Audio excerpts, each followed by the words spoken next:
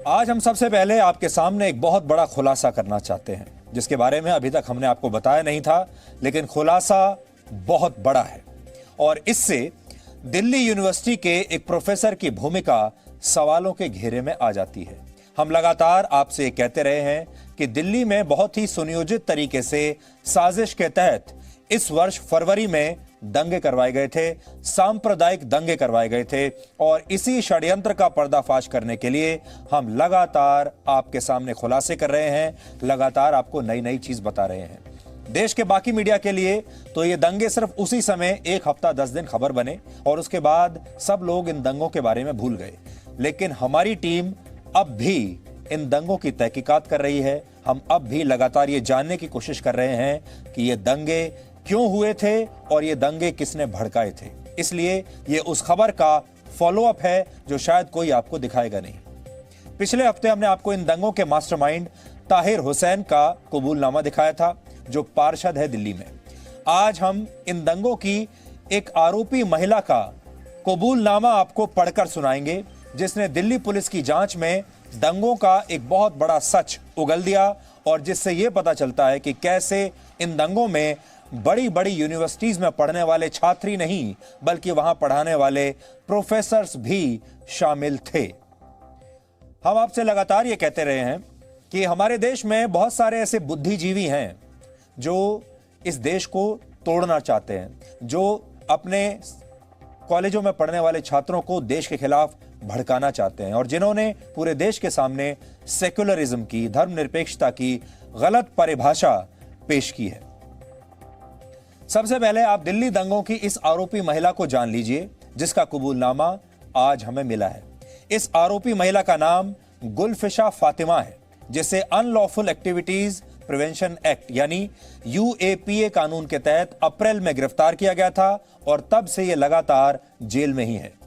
28 वर्ष की यह महिला दिल्ली यूनिवर्सिटी की एक पूर्व छात्रा है और यह दिल्ली के सीलमपुर की रहने वाली है, जो फरवरी में हुए दिल्ली दंगों का एक केंद्र था। यानी ये जो सीलमपुर जगह है, ये भी यहां पर भी दंगे हुए थे। दिल्ली दंगों की योजना बनाने वाले जिन 18 आरोपियों को गिरफ्तार किया गया था, उसमें 8वें नंबर पर इसी गुलफिशा का नाम लिखा हुआ है। गुलफिशा ने दिल्ली पुलिस की पूछताछ में दिए अपने बयान में जो खुलासे किए हैं, सबसे पहले आपको यही सुनना चाहिए। गुलफिशा का यह दावा है कि दिल्ली यूनिवर्सिटी के प्रोफेसर अपूर्वानंद भी इन दंगों की साजिश का हिस्सा थे। जो चौंकाने वाली बात है वो ये कि सोचिए, दिल्ली विश्वविद्यालय में पढ़ाने वाले एक प्रोफेसर का दंगों से क्या लेना देना, किसी अध्यापक को दंगों में क्या भूमिका उसकी होनी चाहिए। अपूर्वानंद एक तरह से दंगों की योजना बनाने में अगुवाई कर रहे थे और उन्होंने गुलफिशा से दंगों के लिए तैयार रहने को कहा था। यानी ये जो प्रोफेसर है, ये अपने छात्रों से दंगे करवा रहा है। गुलफिशा का दावा है कि प्रोफेसर अपूर्वानंद ने दंगों के बाद गुलफिशा की तारीफ की और यह भी कहा कि उसने बहुत अच्छा काम किया, यानी बड़ी शाबाशी दी उसे। एक प्रोफेसर अपनी एक पूर्व छात्रा को शाबाशी दे रहा है, कह रहा है कि तुमने बहुत अच्छा काम किया। क्या अच्छा काम किया? कि तुमने दिल्ली में दंगे फैलाए। पिछले हफ्ते ही दिल्ली पुलिस की स्पेशल सेल ने प्रोफेसर अपूर्वानंद से 5 घंटे पूछताछ की थी और जांच के लिए उनके मोबाइल फोन को भी जब्त कर लिया गया था। अपूर्वानंद दिल्ली यूनिवर्सिटी में हिंदी के प्रोफेसर हैं, लेकिन उन पर अब बड़े बड़े आरोप लग रहे हैं कि वो दिल्ली के दंगाइयों को दंगे करने की शिक्षा भी दे रहे थे। दंगों की आरोपी गुलफिशा फातिमा ने अपने कबूलनामे में कहा है कि प्रोफेसर अपूर्वानंद ने उनसे कहा था कि अगर पुलिस गुलफिशा को पकड़ ले तो वो अपूर्वानंद या फिर दिल्ली यूनिवर्सिटी की छात्राओं के संगठन पिंजड़ा तोड़ के सदस्यों का नाम बिल्कुल ना ले। पिंजड़ा तोड़ एक संगठन है जो इस दंगों में जिसका बहुत नाम आ रहा है और इसी पिंजड़ा तोड़ संगठन से जुड़ी 2 छात्राएं दिल्ली के दंगों में मुख्य आरोपी हैं। गुलफिशा ने इन दंगों की प्लानिंग के बारे में भी बताया कि दंगा भड़काने के लिए बुर्के वाली महिलाओं को तैयार किया गया था। फिर से सुन लीजिए, अगर आपको अपनी कानों पर यकीन ना हो रहा हो, बुर्के वाली महिलाओं को दंगे भड़काने के लिए तैयार किया गया था, जिससे दंगों के दौरान किसी की पहचान ना हो सके। इसके अलावा महिलाओं से मिर्च पाउडर लाने को भी कहा गया था, जिससे आंखों में झोंका जा सके। दंगों के लिए खासतौर पर 2 व्हाट्सएप ग्रुप बनाए गए थे। और आपको इन व्हाट्सएप ग्रुप्स के नाम बता देते हैं। ये 2 ग्रुप्स थे, इनके नाम थे, एक व्हाट्सएप ग्रुप का नाम था औरतों का इनकलाब और दूसरे व्हाट्सएप ग्रुप का नाम था वॉरियर। इन्हीं ग्रुप्स के जरिए दंगों की योजना बनाई गई थी। आज मेरे पास वो पेपर भी हैं जो मैं आपको पढ़कर सुनाना चाहता हूं कि इस लड़की ने जो बयान दिया है अपना, उसमें ये क्या कहती है। बयान तो बहुत लंबा है, लेकिन मैं कुछ खास बातें आपको पढ़कर इसमें से बताना चाहता हूं। इसमें एक बार फिर से उमर खालिद का नाम आ रहा है। उमर खालिद वही जो जेएनयू का एक छात्र नेता है। उमर खालिद का नाम इस लड़की ने भी लिया है और ये क्या कहते हैं कि उमर खालिद से मेरी मुलाकात हुई और उमर खालिद भी अपने यूनाइटेड अगेंस्ट हेट ग्रुप के साथ मिलकर हमें गाइड करते थे। सोचिए, ये उमर खालिद ने अपने ग्रुप का जो नाम बनाया है, बताया है, रखा है, देखिए क्या है, यूनाइटेड अगेंस्ट हेट। ये नाम सुनने में कितने अच्छे लगते हैं। ये नाम जब आप सुनते हैं तो आपको ऐसा लगता है कि ये कोई बहुत ही शरीफ लोगों के ग्रुप्स हैं और ये देश से, समाज से नफरत को हटाना चाहते हैं और ये नफरत के खिलाफ काम कर रहे हैं, ये सांप्रदायिक लोगों के खिलाफ काम कर रहे हैं। लेकिन सबसे ज्यादा नफरत भी यही फैलाते हैं और सबसे ज्यादा सांप्रदायिक भी यही लोग हैं और इसीलिए आज हम इनकी पोल आपके सामने खोल रहे हैं। तो ये लड़की कहती है कि उमर खालिद अपने इस यूनाइटेड अगेंस्ट हेट ग्रुप के साथ मिलकर हमें गाइड करते थे, जो दिसंबर के महीने में प्रोफेसर अपूर्वानंद और राहुल राय ने हमें समझाया कि सीएए कानून की आड़ में हम सरकार के खिलाफ बगावत का माहौल बना सकते हैं और सरकार को घुटने पर ला सकते हैं। इस आंदोलन के कई चरण थे जो हमने पहले से ही प्लान कर लिए थे। और चरण क्या थे, देखिए, हमें बताया गया कि प्रोटेस्ट ऐसा करो कि सेक्युलर लगे, प्रोटेस्ट ऐसा करो कि वो सेक्युलर लगे। आप सबको भी बड़ा सेक्युलर लगा होगा। हमारे देश के बहुत सारे बुद्धिजीवियों को, पत्रकारों को, विपक्ष के नेताओं को यह प्रोटेस्ट बड़ा सेक्युलर लगा होगा। फिर लिखा है, हमें प्रोफेसर अपूर्वानंद ने बताया कि जेसीसी का मतलब जामिया कोऑर्डिनेशन कमेटी, दिल्ली में 20 से 25 जगहों पर आंदोलन शुरू करवाने हैं। इन आंदोलनों का मकसद भारत सरकार की छवि को ऐसे प्रस्तुत करना है कि वो मुसलमानों के खिलाफ है। ये तभी होगा जब हम प्रोटेस्ट की आड़ में दंगे करवाएंगे। यानी मकसद ये था कि भारत सरकार की छवि को ऐसे प्रस्तुत करना है कि वो मुसलमानों के खिलाफ है और इसके लिए दंगे कराने बहुत जरूरी थे। ये भी कहते हैं कि 3 चरण थे इस पूरी प्लानिंग के। पहला चरण था प्रोटेस्ट, धरना प्रदर्शन, दूसरा चरण था रोड ब्लॉक और तीसरा चरण था दंगे करना। दंगे आखिरी चरण का हिस्सा थे। फिर ये कहती हैं, फिर उन्होंने अपने साथियों के नाम बताए कि हमने कहां कहां धरना की दिया। फिर आगे लिख रही है, भाई उमर खालिद पैसे से और साइट पर आकर हमारी मदद करते थे और भड़काऊ भाषण देते थे जिससे लोग धरने से जुड़े रहते थे। जेसीसी और पिंजरा तोड़ के सदस्य साइट पर भाषण किसे देना है इसका चुनाव वो खुद करते थे। अब आप देखिए और आगे ये लड़की क्या कहानी बता रही है और आपको बड़ी हैरानी होगी। मीटिंग जो होती थी वो चांद बाग में होती थी या फिर प्रोफेसर अपूर्वानंद के घर पर मीटिंग होती थी। हम लोग व्हाट्सएप पर कांटेक्ट में रहते थे। मैंने अपने फोन पर वॉरियर्स और औरतों का इनकलाब नाम के व्हाट्सएप ग्रुप बनाए थे जिसमें सब लोग सदस्य थे। यहीं से पता चलता था, यहीं से इंस्ट्रक्शंस आते थे।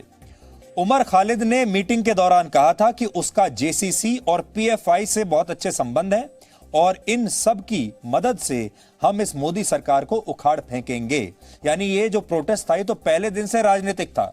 इसका मकसद नफरत को खत्म करना नहीं था, इसका मकसद मुसलमानों की मदद करना भी नहीं था, इसका मकसद था राजनीतिक। उमर खालिद प्रोटेस्ट के लिए पैसे से भी मदद करता था, यानी पैसा भी लाता था और कहता था कि पैसे की चिंता मत करना, मुझे पीएफआई से पैसा आता है और अपूर्वानंद की पूरी सपोर्ट है जो मेरे अब्बा के समान है। तो ये अपूर्वानंद जो दिल्ली यूनिवर्सिटी में प्रोफेसर हैं, ये खुद दंगा करवा रहे हैं। उसके बाद इन्होंने पूरी कहानी बताई है कि हम लोग क्या क्या करते थे। फिर ये कह रहे हैं, जेसीसी ने कहा कि इस बंद की आड़ में हम चांद बाग से रोड ब्लॉक को की कॉल दे रहे हैं, जब लोग इकट्ठा हो जाएंगे तो हम सब जगह जैम लगा देंगे। इसी तरह दिल्ली में अन्य जगहों पर जैम लगा दिए जाएंगे। जो जैम लगने से हिंदू फंस जाएंगे, इस पर आप ध्यान दीजिए, जैम लगने से जो हिंदू फंस जाएंगे और वहां टेंशन हो जाएगी, जब भीड़ इकट्ठी होगी तो पथराव करके वहां दंगे करा देंगे।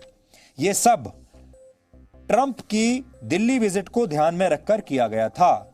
यानी डोनाल्ड ट्रंप जब दिल्ली आने वाले थे उसी समय यह किया गया था, जिससे दिल्ली में अलग अलग जगहों पर हिंदू मुस्लिम दंगे भड़क जाएं और भारत की थू थू हर तरफ होगी। यह इनका मकसद था। ये भारत के ही लोग हैं, यहीं रहते हैं, यहीं के कॉलेजों में, यहीं की यूनिवर्सिटीज में पढ़ाई करते हैं, यहीं की सरकार से एड लेते हैं, यहीं की सरकार से स्कॉलरशिप लेते हैं और फिर इसी देश की बदनामी करते हैं और कहते हैं कि हमने ये साजिश इसलिए की ताकि इस देश की पूरी छवि पूरी दुनिया में बर्बाद हो जाए। डोनाल्ड ट्रंप जब यहां पर आए, खास तौर पर हमने इसीलिए उस समय किया ताकि डोनाल्ड ट्रंप भी सवाल उठाने लगे भारत के ऊपर। आगे ये लिख रही है, मैंने दंगों के दौरान इस्तेमाल किया गया फोन तोड़कर फेंक दिया था। और उसके बाद ये सारा बता रही है कि ये कहां कहां गई और इसको ये भी बताया गया कि अगर पुलिस तुम्हें पकड़ ले तो अपने साथियों का नाम नहीं लेना है और पिंजरा तोड़ जो ग्रुप है इनका, उसमें किसी लड़की का नाम नहीं लेना है। हम तुम्हारे लिए वकील और पैसे का इंतजाम कर देंगे। इसलिए आपने ये भी देखा होगा, इन लोगों के लिए बड़े महंगे महंगे वकील कहां से आ जाते हैं। ये लोग सुप्रीम कोर्ट तक पहुंच जाते हैं। कहां से आता है ये पैसा? तो इसमें लिखा है, तो इन्हें कहा गया, यह आश्वासन दिया गया, हम तुम्हारे लिए वकील और पैसे का इंतजाम कर देंगे। अपूर्वानंद ने यह भी कहा था कि सरकार को झुकाना है और हिंदू मुस्लिम दंगे करवाने हैं।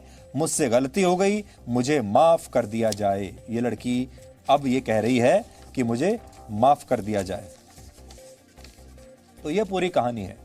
गुलफिशा ने अपने कबूलनामे में यह भी बताया कि साजिश के तहत वो खुद बुर्के वाली महिलाओं और बच्चों को गली गली जाकर नागरिकता कानून और एनआरसी के खिलाफ इस हद तक भड़काती थी कि सभी लोग विरोध प्रदर्शन में आने के लिए तैयार हो जाते थे। आपने ये देखा होगा कितना दुष्प्रचार उस वक्त किया गया था और इस देश में मुसलमान जो समाज है उसे ये कहकर भड़काया जाता था कि आपको डिटेंशन सेंटर्स में रख दिया जाएगा, आपको इस देश से बाहर निकाल दिया जाएगा, आपकी नागरिकता रद्द कर दी जाएगी, ये कहकर डराया जाता था।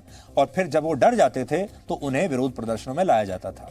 विरोध प्रदर्शन में महिलाओं को लाने के पीछे एक मकसद यह भी था कि पुलिस इन महिलाओं को जबरदस्ती उठाएगी नहीं, इनके खिलाफ कोई एक्शन नहीं ले पाएगी, इनके साथ मारपीट नहीं कर पाएगी, सख्ती नहीं दिखा पाएगी। और ठीक ऐसा ही हुआ। आपने देखा होगा शाहीन बाग में यही हुआ था। शाहीन बाग में ये महिलाएं महीनों तक ऐसे ही रहीं और पुलिस चुपचाप देखती रही। और अगर पुलिस ऐसा करने की कोशिश करेगी या बल प्रयोग करेगी तो माहौल और खराब हो जाएगा। यानी दोनों तरफ से फायदा इन्हीं का होगा। अगर पुलिस डर जाएगी, बुर्के वाली महिलाओं पर डंडे नहीं चलाएगी तो भी इन्हीं का फायदा है। और अगर पुलिस ने इन पर डंडे चला दिए, सख्ती से इनसे निपटे तो भी इन्हीं का फायदा है, क्योंकि वहां मीडिया है। मीडिया तुरंत वीडियो बनाएगा, सारे के सारे न्यूज चैनल्स पर सारे दिन यह चलेगा कि कैसे बुर्के वाली महिलाओं के साथ पुलिस अत्याचार कर रही है, सरकार अत्याचार कर रही है। तुरंत पश्चिमी मीडिया के जितने सारे न्यूज चैनल्स हैं वो इसे उठा लेंगे। पश्चिम के जितने मीडिया हाउसेज हैं, अखबारों में यह हेडलाइन बन जाएगी और कहा जाएगा कि कैसे मुस्लिम महिलाओं का दमन देश की राजधानी में हो रहा है भारत में, जिससे दंगों की योजना बनाने वाले लोगों को दोनों तरफ से ही फायदा हुआ। गुलफिशा ने दिल्ली पुलिस को यह भी बताया कि उसकी दोस्ती दिल्ली यूनिवर्सिटी के पिंजरा तोड़ संगठन की 2 महिला सदस्यों देवांगना और परोमा रॉय से हुई। इस संगठन के सदस्यों पर दिल्ली दंगों की योजना में शामिल होने के आरोप हैं और इस संगठन को गाइड करने वाला कोई और नहीं बल्कि दिल्ली यूनिवर्सिटी के प्रोफेसर अपूर्वानंद ही थे, जो कि कॉलेज में पढ़ाते कम थे और दंगे कैसे करवाने हैं उसकी पढ़ाई ज्यादा कराते थे। ये सब लोग चाहते थे कि विरोध प्रदर्शन ऐसा हो जो सेक्युलर यानी धर्मनिरपेक्ष लगे, यानी ऐसा ना लगे कि यह प्रदर्शन सिर्फ मुसलमानों का प्रदर्शन है। गुलफिशा प्रोफेसर अपूर्वानंद और राहुल रॉय नाम के एक व्यक्ति के संपर्क में आई और इनके जरिए फिर गुलफिशा की मुलाकात जेएनयू के पूर्व छात्र नेता उमर खालिद से हुई। यह हम आपको बता चुके हैं। और इस लड़की के मुताबिक दंगों से 2 महीने पहले दिसंबर में प्रोफेसर अपूर्वानंद और उनसे जुड़े लोगों ने यह समझा दिया था कि नागरिकता कानून के विरोध प्रदर्शन के बहाने ये लोग सरकार के खिलाफ बगावत का माहौल बना सकते हैं और सरकार को घुटनों पर ला सकते हैं। इस लड़की गुलफिशा का दावा है कि प्रोफेसर अपूर्वानंद ने उसे बताया था कि जामिया यूनिवर्सिटी के छात्रों के जामिया कोऑर्डिनेशन कमेटी दिल्ली में 20 से 25 जगह पर आंदोलन शुरू करवा रही है और इस आंदोलन का मकसद भारत सरकार की ऐसी छवि को प्रस्तुत करना है कि भारत सरकार मुसलमानों के खिलाफ है। लेकिन प्रोफेसर ने यह कहा कि यह होगा तभी जब विरोध प्रदर्शन के बहाने दंगे करवाए जाएं। अब आप सोचिए, देश की छवि खराब करने के लिए लोग किस हद तक जाने की प्लानिंग कर रहे थे और इन्होंने आखिरकार इस प्लानिंग को अंजाम भी दे दिया। और सोचिए, इन लोगों के लिए सुप्रीम कोर्ट में सुनवाई हुई, इन लोगों के लिए देश भर में प्रदर्शन हुए, इन लोगों के बारे में देश के बड़े बड़े अखबारों में फ्रंट पेज पर खबरें छपी, इनके बारे में डिबेट हुए और पूरी दुनिया को, पूरे देश को यह बताया गया कि इन महिलाओं के साथ, इन प्रदर्शनकारियों के साथ बड़ा अत्याचार हो रहा है। और भारत अब ऐसा देश, अब भारत सांप्रदायिक हो गया है, अब भारत सेकुलर देश नहीं रहा। गुलफिशा ने अपने बयान में कहा है कि जामिया कोऑर्डिनेशन कमेटी के साथ मिलकर उसे सीलमपुर के इलाके में 24 घंटे के प्रदर्शन के लिए जगह देखने को कहा गया था कि आप साइट देखकर आइए। गुलफिशा ने सीलमपुर में यह जगह देखी और फिर वहीं पर विरोध प्रदर्शन हुआ। इसके लिए गुलफिशा की मदद दिल्ली यूनिवर्सिटी के पिंजरा तोड़ ग्रुप की महिला सदस्यों ने की और फिर इसी साल 5 जनवरी से सीलमपुर फल मंडी में इसी योजना के तहत विरोध प्रदर्शन शुरू कर दिया गया। इस लड़की के मुताबिक सीलमपुर में विरोध प्रदर्शन के दौरान उसे जामिया कोऑर्डिनेशन कमेटी के सदस्य हर तरह की मदद करते थे। इस लड़की ने यह भी बताया है कि ये लोग पैसों से मदद करते थे और विरोध प्रदर्शन में आकर भड़काऊ भाषण देते थे जिससे लोग धरने से जुड़े रहे। ये लोग सीक्रेट मीटिंग करते थे जिसमें प्रोफेसर अपूर्वानंद, उमर खालिद और दूसरे लोग शामिल होते थे। उमर खालिद ने गुलफिशा से कहा था कि उसके पॉपुलर फ्रंट ऑफ इंडिया यानी पीएफआई से बहुत अच्छे संबंध हैं और पैसे की कोई कमी नहीं होगी, इससे हम मोदी सरकार को उखाड़ फेंकेंगे। तो आज हम आपको ये बता रहे हैं कि ये साजिश कैसे होती थी।